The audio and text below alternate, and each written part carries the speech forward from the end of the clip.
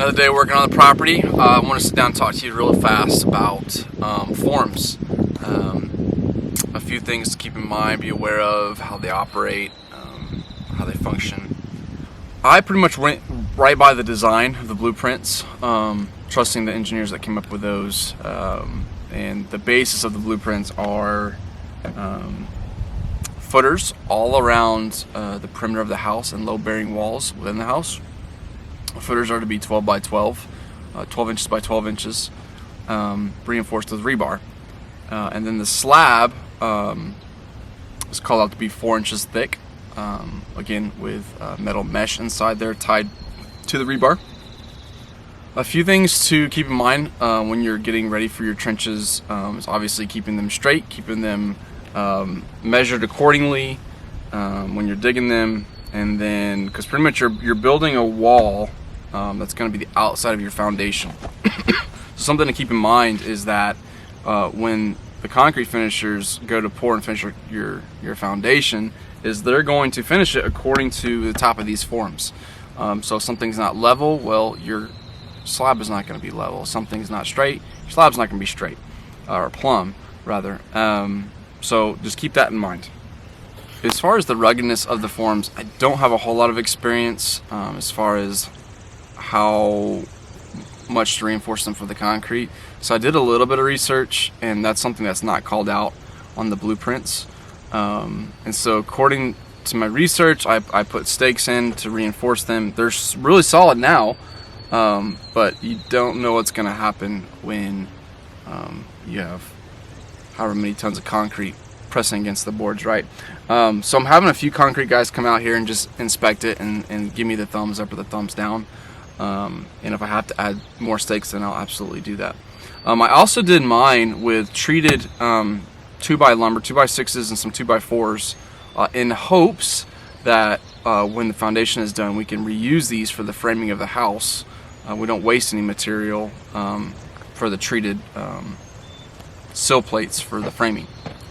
So we'll see. Hopefully we can reuse all this stuff. It won't be for waste since wood is so expensive right now. My hand is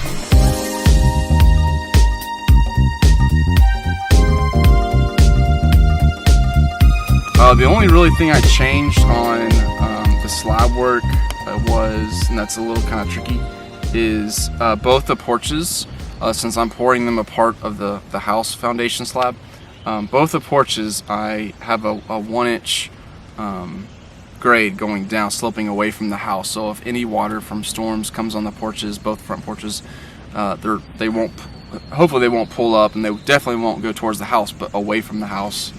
And it'll be up to the concrete company to make sure they're nice and plain, so there's no pulling up. But that's really the only odd thing about this one. Not really odd, it's pretty normal. And there's a ton of zigzags in this particular plan, so that was real fun.